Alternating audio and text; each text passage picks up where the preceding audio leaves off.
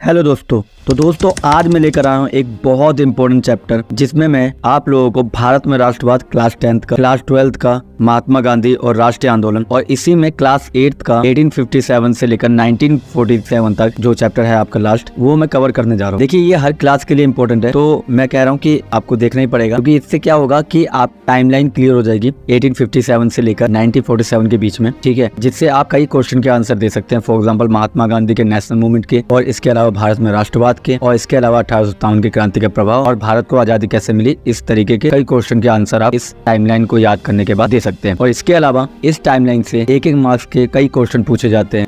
तो अभी हम पहले चैप्टर देखते हैं टाइमलाइन के अनुसार, उसके बाद देखेंगे कि इसमें किस तरीके के क्वेश्चन पूछे जाते हैं। चलिए स्टार्ट करते हैं। 1857 का प्रथम स्वतंत्रता संग्राम। 1857 के रेवोल्यूशन में हमने देखा था कि किस तरीके से झांसी की रानी और नाना साहेब और इसके अलावा कुंवर सिंह बिहार से, अवध से बेगम हजरत महल और मुगलों की तरफ से बहादुर शाह जफर द्वितीय ने लड़ाई की थी, ठीक है। और इसमें उनकी हार हुई और हारने के तुरंत बाद 1857 के बाद पूरा जो भारत था वो अंग्रेजों के अंडर में आ गया। अब अंग्रेजों के अंडर में तो आ गया, मगर अंग्रेज कौन थे? वो कंपनी वाले अंग्रेज थे, और एक व्यापारिक कंपनी पूरे देश पर कब्जा नहीं कर सकती। और इसी का फायदा उठाया वहाँ की पार्लियामेंट ने, यानी ब्रिटेन की पार्लियामेंट ने, और ब्रिटेन की पार्लियामेंट ने क्राउन रूल भारत पर थोप दिया। और क्राउन रूल के तहत अब वहाँ का पूरा संचालन कौन करेगी? महारानी विक्टोरिया करेगी। और महारानी विक्टोरिया के हाथ में पूरी भारत की डोर चली जाती है। और उसके बाद जो भी फैसले होंगे पार्लियामेंट में होंगे, वो भी किसके? ब्रिटेन के पार्लियामेंट में। और यहीं पे हम देखते हैं कि रेवोल्यूशन का असर लोगों के मन में राष्ट्रवाद की भावना पैदा कर चुका था। राष्ट्रवाद की भावना क्या होती है? देश के प्रति लगाव। अब देश के प्रति लगाव लोगों को पता चल रहा था कि हमारा भारत देश है और ये अंग्रेज हम पर हुकूमत करने आए और हमारे ऊपर हुकूमत कर रहे हैं, वो भी एक कंपनी करने आई है। तो उनको समझ में आ गया था कि अब इन अंग्रेजों को निकालने का समय आ चुका है और इसके लिए हमें राष्ट्रवाद की भावना अपने मन में मजबूत करनी पड़ेगी। और हम देखते हैं 1870 में बंकिम चंद्र द्वारा वंदे मातरम की रचना की जाती है। और वंदे मातरम के बारे में हम सब जानते हैं कि वो हमारा राष्ट्रगीत है, और इस तरह से पूरा देश इस राष्ट्रगीत में बंध गया था। और उनको पता चल गया था कि हम अगर एकजुट होकर अंग्रेजों के खिलाफ लड़ेंगे तो शायद हम कुछ सालों में आज़ादी पा लेंगे, ठीक है। अब अंग्रेजों को भी समझ में आ गया था अगर हमें भारतीयों के साथ रहना है तो हमें भारतीयों की सुननी पड़ेगी। तो उन्होंने भारतीयों के लिए 1885 में, यानी कि 1885 में कांग्रेस की स्थापना की, और वो भी संस्थापक एक अंग्रेज ही थे जिनका नाम A.O. ह्यूम था, ठीक है। और इनके सबसे पहले अध्यक्ष जो थे व्योमेश चंद्र बनर्जी थे। मुंबई के अंदर इसकी स्थापना होती है। कांग्रेस जो थी वो क्षेत्रीय लेवल से एक राज्य स्तर की पार्टी बन जाती है। अभी भी राष्ट्रीय स्तर की पार्टी नहीं बन पाई है, क्योंकि उन्हें सारा का सारा जो भी काम करना पड़ता था वो अंग्रेजों के अंडर में ही काम करना पड़ता था। और अंग्रेजों ने कांग्रेस को मान्यता इसलिए दी थी क्योंकि वो अपनी कठपुतली की तरह उसे चलाना चाहते थे।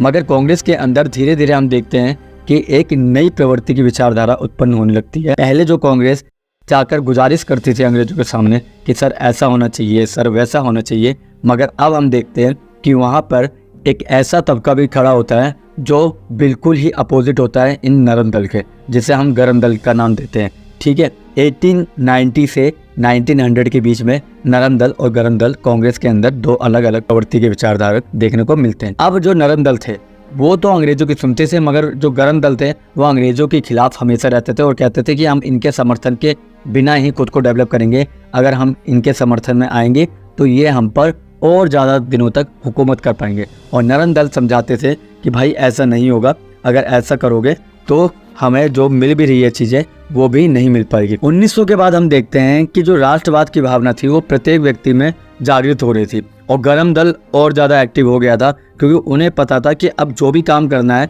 हमें घुटनों पे नहीं बल्कि छाती चौड़ी करके करना पड़ेगा, नहीं तो ये जो अंग्रेज हैं वो हमको बेवकूफ़ बनाएंगे और हमारा कोई भी काम नहीं करेंगे वो अपनी मर्जी का। और इसी के बाद हम देखते हैं कि 1905 में बंगाल विभाजन की बात होती है, यानी कि लॉर्ड कर्जन जो है, अंग्रेज जो है, वो सोचते हैं कि अगर बंगाल के टुकड़े नहीं किए तो बंगाल बहुत ज़्यादा क्या हो जाएगा? पावरफुल हो जाएगा। क्योंकि पहले बंगाल आधा देश हुआ करता था जिसमें उड़ीसा, बिहार, आसपास के कई राज्य आया करते थे, मगर बंगाल को उनको रोक के रखना बड़ा मुश्किल हो जाता था। इसलिए उन्होंने सोचा ऐसा करते हैं, बंगाल के टुकड़े कर देते हैं, और टुकड़े करने के बाद इस पर शासन करना आसान हो जाएगा। तो बंगाल विभाजन की पॉलिसी 1905 में आती है। मगर इसी बीच में लाल बाल पाल की तिकड़ी, यानी लाला लाजपत राय, बाल गंगाधर तिलक और बिपिन चंद्र पाल की तिकड़ी ने यहाँ पर स्वदेशी मूवमेंट शुरू कर दिया। और स्वदेशी मूवमेंट पहला आंदोलन था जो कि सक्सेस रहा और बड़े पैमाने पे हुआ। इसमें लोगों ने चीज़ों का बहिष्कार किया जो अंग्रेज़ों से मिल रही थी। अंग्रेज़ों की चीज़ों का बहिष्कार करने के बाद अंग्रेज़ों को थोड़ी प्रॉब्लम होने लगी, जिसके कारण उन्होंने कुछ समय के लिए बंगाल विभाजन को रोक लिया था। और इसी समय में हम देखते हैं कि 1905 में रवींद्रनाथ टैगोर ने भारत माता का चित्र बना दिया। अब लोगों को सिर्फ भारत एक भूमि का टुकड़ा नहीं बल्कि एक जीता जागता राष्ट्र दिख रहा था, यानी कि एक भारत माता की जय। और उस समय भारत माता की जय के जो नारे थे उससे पूरा देश गूंज रहा था और इसकी भनक अंग्रेज़ों को पड़ चुकी थी। और अंग्रेज़ों ने सोचा चलो ऐसा करते हैं, इनके साथ एक डिवाइड एंड रूल की पॉलिसी खेलते, ठीक है। और डिवाइड एंड रूल की पॉलिसी के तहत 1906 में हम देखते हैं आगा खान एवं नवाब सलीमुल्लाह ने मुस्लिम लीग की स्थापना की। मुस्लिम लीग की स्थापना इसलिए की गई थी क्योंकि अंग्रेज़ों ने कहा कि भैया मुस्लिमों के हित की बात करो, मुस्लिमों को भी तो अलग से एक निर्वाचित क्षेत्र देंगे हम, उसमें आप लोग अपना चुनाव करना और अपनी पॉपुलेशन के डेवलपमेंट के बारे में सोचना, ठीक है। और यहाँ से डिवाइडेड रूल की पॉलिसी स्टार्ट हो जाती है। 1907 में हम देखते हैं कि कांग्रेस का विभाजन हो जाता है। क्यों? क्योंकि कांग्रेस में मैंने आपको बताया नरम दल और गरम दल एक दूसरे की विचारधारा से क्या कर रहे थे, कतरा रहे थे और एक दूसरे की विचारधारा को एक्सेप्ट करने को राजी नहीं थे। इसीलिए 1907 में हम देखते हैं कि कांग्रेस का विभाजन हो जाता है। अब विभाजन के बाद हम देखते हैं कि 1911 में दिल्ली में दरबार का आयोजन किया जाता है। दिल्ली दरबार में राजधानी कोलकाता से दिल्ली हस्तांतरित कर दी जाती है, यानी कि हम देखते हैं कि पहले 1911 से पहले कोलकाता देश की राजधानी थी, मगर 1911 में दिल्ली को देश की राजधानी बना दिया जाता है ताकि सबका ध्यान दिल्ली की तरफ हो और हम वहाँ से बंगाल को विभाजित कर दे। और हम देखते हैं कि 1912 में फाइनली बंगाल का विभाजन हो जाता है, ठीक है। अब हम देखते हैं कि 1912 के बाद 1914 आता है जहाँ पे प्रथम विश्व युद्ध स्टार्ट हो जाता है। प्रथम विश्व युद्ध में हम देखते हैं ब्रिटेन, फ्रांस, रसिया, अमेरिका एक तरफ थे और दूसरी तरफ जर्मनी और प्रसा और ऑस्ट्रिया थे, ठीक है। जिसके कारण हम देखते हैं कि इनमें इतना युद्ध होता है कि भारतीय सैनिकों को भी वहाँ पे ले जाया जाता है और फिर भारतीय सैनिकों की डेथ होती है और उसके बदले उन्हें हर्जाना नहीं मिलता है, ठीक है। और इसके बाद हम देखेंगे कि इसके लिए भी एक आंदोलन होता है। मगर अभी हम देखते हैं कि 1915 में महात्मा गांधी स्वदेश वापसी करते, यानी कि महात्मा गांधी दक्षिण अफ्रीका से भारत लौटते और भारत में लौटते ही वो सबसे पहला 1917 में महात्मा गांधी ने नील कृषि के विरोध में चंपारण में आंदोलन किया। और इस आंदोलन में हम देखते हैं कि महात्मा गांधी ने आते ही 1917 में चंपारण के पहले आंदोलन में महात्मा गांधी विजयी होते हैं और महात्मा गांधी अंग्रेजों को घुटने पे ले आते हैं।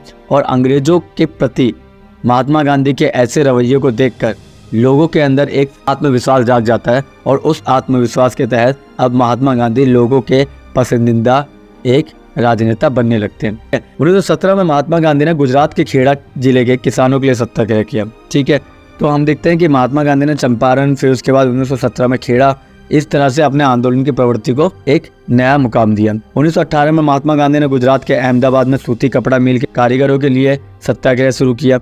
और अहमदाबाद में सूती कपड़ा मिल मालिक के लिए ये था कि मिल मालिक उनको बोनस नहीं दे रहा था, उनको सैलरी नहीं दे रहे थे, जिसके कारण क्या हुआ, वहाँ पे उन्होंने आंदोलन शुरू किया और महात्मा गांधी ने उनका सपोर्ट किया और फाइनली मिल मालिकों को झुकना पड़ा। और इसी तरह उनकी हैट्रिक लग गई, 3 लगातार उनके आंदोलन सक्सेस हुए। उसके बाद हम देखते हैं कि 1918 में प्रथम विश्व युद्ध समाप्त होता है और हम देखते हैं कि हमारे लोग जो थे वहाँ पे जो शहीद हो गए थे उनको क्या नहीं मिला, उनको हर्जाना नहीं मिला, जिसके लिए महात्मा गांधी बहुत ज़्यादा क्रोधित होते हैं और महात्मा गांधी इनके हर्जाने के लिए अपील डाल देते हैं और आंदोलन की बात करना शुरू कर देते हैं, जिसके कारण महात्मा गांधी को अमृतसर जाने से रोक दिया जाता है। अमृतसर यानी पंजाब जाने से रोक दिया जाता है और फाइनली पंजाब में 13 अप्रैल 1919 में जलियांवाला बाग हत्याकांड हुआ, ठीक है। जलियांवाला बाग हत्याकांड के बारे में थोड़ा सा आपको बता दूं मैं कि उस समय भारतीयों के लिए रोलेट एक्ट जारी कर दिया गया था। और रोलेट एक्ट एक ऐसा एक्ट होता है जिसमें बाहर देखते ही गोली चला दी जाती है, ठीक है। क्योंकि उस समय जो कार्य प्रशासन होती है वो किसी भी तरह की कोई भी दिक्कतें देश में नहीं देखना चाहती है और उसमें सामूहिक रूप से कोई भी खड़ा नहीं हो सकता और किसी पे भी शक होता है तो उसे जेल में डाल सकते हैं या फिर गोली मार सकते हैं। इसे महात्मा गांधी ने काला कानून कहा था और इसी के तहत हम देखते हैं कि 13 अप्रैल 1919 में जलियांवाला बाग में कई मासूमों को बैसाखी वाले दिन मार दिया जाता है। क्योंकि आप खुद देखिए आज के डेट में तो चलो सोशल मीडिया है, व्हाट्सअप है, न्यूज़ मीडिया में, जिससे आपको पता चल जाता है कि भाई कल को लॉकडाउन लग जाएगा, ये भी चीज़ें। अब उस समय में कौन बताने वाला था उनको कि रोलेट एक्ट क्या होता है। वो बेचारे उस समय बैसाखी के मेले को एंजॉय कर रहे थे, तभी वहाँ पे जनरल डायर आते हैं, चारों तरफ से गेट बंद करवाते हैं उस जलियांवाला बाग का और अंधाधुंध फायरिंग कराते, जिसमें न जाने सैकड़ों मासूम लोगों की हत्या कर दी जाती है जनरल डायर द्वारा। इसके बाद हम देखते हैं महात्मा गांधी द्वारा इसीलिए असहयोग आंदोलन स्टार्ट होता है, और असहयोग आंदोलन में वो अंग्रेजों का सहयोग ना देने पे अपील करते हैं, और पूरा देश इस चीज़ को मानता है, इस बात को मानता है, और ये आंदोलन बहुत बड़े पैमाने पे होता है। मगर कहीं ना कहीं मुस्लिम संप्रदाय इससे पूरी तरह से जुड़ नहीं पा रहा था, जिसके कारण हम देखते हैं कि जो अंग्रेज़ थे उन्होंने प्रथम विश्व युद्ध जीत लिया था, और उसमें तुर्की को हराकर उन्होंने तुर्की में से खलीफा के पद को हटा दिया था। खलीफा का पद उस समय मुसलमानों के लिए बहुत बड़ा पद हुआ करता था, ठीक है, और उसमें उनके धर्मगुरु टाइप बैठते थे। अब धर्मगुरु बैठते थे तो उनको हटा दिया गया, इससे कई देशों के मुसलमान उनसे रूठ गए, और जिसके कारण उन्होंने आंदोलन शुरू कर दिया। और भारत के अंदर भी अली बंधुओं द्वारा इसके लिए आंदोलन किया गया, जिनका नाम था शौकत अली और मोहम्मद अली, जिसमें हम देखते हैं कि 1919 में खिलाफत आंदोलन शुरू हो जाता है। अब खिलाफत आंदोलन में अब महात्मा गांधी एक मौका देखते हैं, और मौके के साथ वो क्या करते हैं, असहयोग आंदोलन को खिलाफत आंदोलन के साथ जोड़कर असहयोग आंदोलन बहुत बड़े लेवल पे ले आते हैं, और ये अभी तक का सबसे बड़ा आंदोलन था। और कई लोगों को ऐसा लगता था कि अगर ये आंदोलन ज़्यादा समय तक चलता तो अंग्रेज़ों को आज़ादी देनी ही पड़ती, क्योंकि बहुत बड़ा लेवल पे ये असहयोग आंदोलन चला। मगर दिक्कत क्या होती है, 1922 में हम देखते हैं चोरी चोरा की घटना, जहाँ पे एक हिंसक घटना हो जाती है। वहाँ के स्थानीय लोगों द्वारा एक जेल को आग लगा दी जाती है, जिसमें कई सारे पुलिसकर्मी जिंदा जला दिए जाते हैं, जिसके कारण अंग्रेजों को एक मौका मिल जाता है असहयोग आंदोलन को रोकने का। और महात्मा गांधी को भी पता चल जाता है कि ये अभी भी तैयार नहीं है मेरे अहिंसा के मार्ग पर चलने के लिए, और महात्मा गांधी अपना आंदोलन असहयोग आंदोलन वापस ले लेते हैं, जिसके कारण असहयोग आंदोलन रुक जाता है और महात्मा गांधी को जेल हो जाती है। उसके बाद हम देखते हैं कि कुछ समय तक कोई आंदोलन नहीं होता, कोई राजनीतिक प्रतिक्रिया नहीं होती, मगर 9 अगस्त 1925 को काकोरी में क्रांतिकारियों द्वारा अंग्रेजी खजाना लूट लिया जाता है। काकोरी ट्रेन डकैती में चंद्रशेखर आज़ाद थे, राम प्रसाद बिस्मिल थे, और इन तरह के नेता जो थे ये बहुत गर्म दल थे। ये वो नेता थे जो बिल्कुल ही अंग्रेजों को हिंसा के रूप से ही दिखाना चाहते थे कि आप हमारा देश छोड़ दो, नहीं तो हम हिंसा करेंगे। और इस तरीके से काकोरी ट्रेन डकैती के जो लोग थे उन्हें पकड़ लिया जाता है कुछ समय बाद, और उन्हें क्या करते हैं, फांसी चला दी जाती है, और चंद्रशेखर आज़ाद जो थे वो खुद को गोली मार देते हैं। नेक्स्ट हम देखते हैं कि 1928 में साइमन कमीशन भारत आता है, और साइमन कमीशन की एक बात थी कि साइमन कमीशन भारत में अंग्रेजों के कामों हिसाब किताब लेने आया होता है, और वो देखता है कि जितने भी अंग्रेज थे उन्हीं से वो सारे सवाल जवाब करते हैं। उसमें कोई भी भारतीय व्यक्ति नहीं था, और सब चाहते थे कि भारतीयों के बारे में अगर जानना है तो आपको भारतीयों से ही पूछना चाहिए, और साइमन कमीशन में भारतीयों का होना भी जरूरी है। इसके विरोध में हम देखते हैं कि कई लोग विरोध करने के लिए रेलवे स्टेशन पे एकत्रित होते हैं, और साइमन गो बैक के नारे लगाते हैं। और उसी बीच में हम देखते हैं कि अंग्रेजों द्वारा लाठीचार्ज कराया जाता है, और जिसमें लाला लाजपत राय की मृत्यु हो जाती है। और लाला लाजपत राय जैसे महान दिग्गज नेता की मृत्यु के कारण पूरा देश शोक की लहर में खो जाता है, और उसमें अब हिंसक घटनाएं होने लगती है। और इसी हिंसक घटना में हम देखते हैं कि भगत सिंह जैसे महान क्रांतिकारी भी अब सामने देखने को मिलते हैं, ठीक है। अब हम देखते हैं कि 8 अप्रैल 1929 को भगत सिंह व बटुकेश्वर दत्त ने असेंबली पर बम फेंका, ताकि उनकी बातों को सुना जाए कि वो चाहते क्या हैं। नेक्स्ट हम देखते हैं कि 12 मार्च 1930 को महात्मा गांधी ने साबरमती से दांडी यात्रा आरंभ की। अब दांडी यात्रा स्टार्ट करने के पीछे का कारण ये था कि महात्मा गांधी नमक कर को ख़त्म करना चाहते थे। देखिए, नमक हमारी डेली नीड्स में से एक वस्तु है, और अगर नमक पे कर ज़्यादा होगा तो कोई भी आम इंसान उसको खाने में बड़ा हिचकिचाएगा। और दूसरी बात ये थी कि इस पे मोनोपोली थी किसकी, अंग्रेजों की, और उस मोनोपोली को कौन, महात्मा गांधी तोड़ना चाहते थे। वो चाहते थे कि प्रत्येक घर में अब नमक बने, और नमक कानून को तोड़ने के लिए साबरमती से वो निकलते हैं। और हम देखते हैं कि 6 अप्रैल 1930 को दांडी पहुंचकर महात्मा गांधी ने नमक कानून तोड़ा व सविनय अवज्ञा आंदोलन की शुरुआत कर दी। इसी में हम देखते हैं कि महात्मा गांधी की पावर अब बहुत ज़्यादा बढ़ चुकी थी, और इसके कारण क्या होता है कि 1930 में डॉक्टर अंबेडकर ने अनुसूचित जातियों के दलित वर्ग एसोसिएशन में संगठित किया, यानी कि अंबेडकर ने अपना एक ग्रुप बना लिया। और उसके बाद हम देखते हैं कि 23 मार्च 1931 को भगत सिंह, सुखदेव एवं राजगुरु को फांसी दे दी जाती है। 1931 में गांधी इरविन समझौता होता है, और सविनय अवज्ञा आंदोलन को वापस लेने के लिए कहा जाता है, ठीक है। मगर गांधी जी कुछ अपनी शर्तें रखते हैं, और उन शर्तों को मानने के बाद सविनय अवज्ञा आंदोलन को वापस ले लिया जाता है, किसके द्वारा, महात्मा गांधी द्वारा, ठीक है।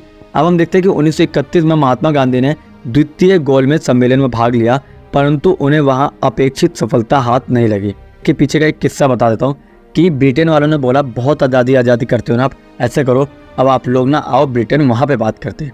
तो उन्होंने क्या किया, राउंड टेबल पे बैठाया सबको। वहाँ पर हम देखते हैं कि मुस्लिम नेता भी थे और कांग्रेस के नेता भी थे, महात्मा गांधी, BR अम्बेडकर सब थे, और उनसे पूछा गया ठीक है देश का संचालन कौन करेगा, और इस तरीके से एक दूसरे पर सब उंगली उठाने लगे। और महात्मा गांधी ने फाइनली बोला कि ठीक है ऐसा नहीं होना चाहिए। फिर BR अम्बेडकर ने बोला कि आप दलितों के बारे में नहीं सोचते, और इस तरीके से वहाँ पर कोई बात नहीं बनती, जिसके कारण फर्स्ट राउंड टेबल जो थी वो पूरी तरह से अनसक्सेसफुल होती है, सेकंड में अनसक्सेसफुल होती है, और थर्ड में कोई जाता ही नहीं है।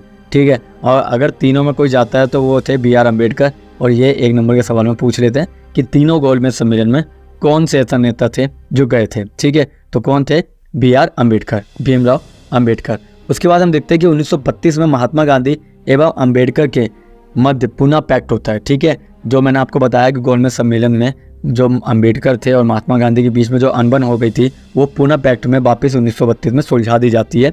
1933 में हम देखते हैं कि चौधरी रहमत अली सबसे पहले पाकिस्तान की बात करते हैं, यानी कि सबसे पहली बार पाकिस्तान के विचार चौधरी रहमत अली द्वारा 1933 में देखने को मिलता है। वो अब एक पाकिस्तान यानी एक अलग देश की मांग अब शुरू कर देते हैं 1933 के बाद।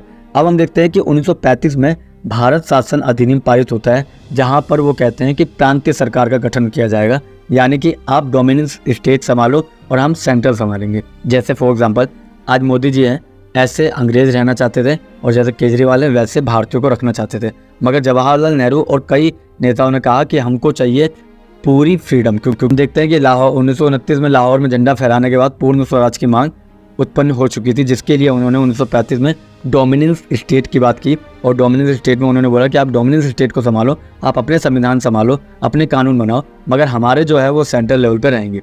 अब अंग्रेजों की इस बात को हम समझ चुके थे, यानी भारतीय समझ चुके थे, और भारतीयों ने बोला हमको चाहिए पूरी आज़ादी, चाहे कुछ भी कर लो। ठीक है, हम देखते हैं कि 1939 में दूसरा विश्व युद्ध शुरू हो जाता है। दूसरे विश्व युद्ध के आरंभ के बाद हम देखते हैं कि 1940 के मुस्लिम लीग के लाहौर अधिवेशन में पाकिस्तान की मांग का संकल्प पास होता है, यानी कि 1940 में उन्होंने कह दिया मुस्लिम लीग ने कि अब हम एक अलग देश बनाएंगे, जब भी आज़ादी मिलेगी तब हम अपना एक देश बनाएंगे जिसका नाम होगा पाकिस्तान। और 1942 में भारत छोड़ो आंदोलन शुरू होता है, जिसमें गांधी जी कहते हैं करो या मरो। इसके पीछे का रीज़न बता दूं, क्या होता है कि 1942 में अंग्रेजों को पता चल जाता है कि अब कौन कौन है जो आंदोलन को सक्रिय बना सकता है, तो उन्होंने जितने भी बड़े नेता थे ना सबको जेल में डाल दिया। मगर उनके सोच से भी ज़्यादा हमारे देश बढ़ चुका था, और हमारे देश में पहली बार एक ऐसा आंदोलन हुआ जिसमें आम लोगों की भूमिका नेताओं से ज़्यादा हो गई। 1942 में भारत छोड़ो आंदोलन में जितने भी आम लोग थे सब सड़कों पर उतर आए, और पहली बार हम देखते हैं कि राष्ट्र नेता ना होने के बावजूद भी वो आंदोलन क्या हुआ, बहुत बड़े लेवल पे फैला, और बड़े पैमाने में महात्मा गांधी ने और भी नेताओं ने उनका समर्थन किया। ठीक, 1945 में अमेरिका ने जापान पर परमाणु हमला कर दिया और द्वितीय विश्व युद्ध समाप्त हुआ। अब हम देखते हैं कि 1946 में कैबिनेट मिशन आता है संविधान सभा के प्रस्ताव के साथ, और इस तरह भारत को 15 अगस्त 1947 को भारत को आज़ादी मिल जाती है। और यहीं पे आपकी टाइमलाइन जो थी वो ख़त्म होती है। अब हम मिलेंगे इसके इम्पोर्टेंट क्वेश्चन के साथ, तब तक के लिए थैंक यू और धन्यवाद।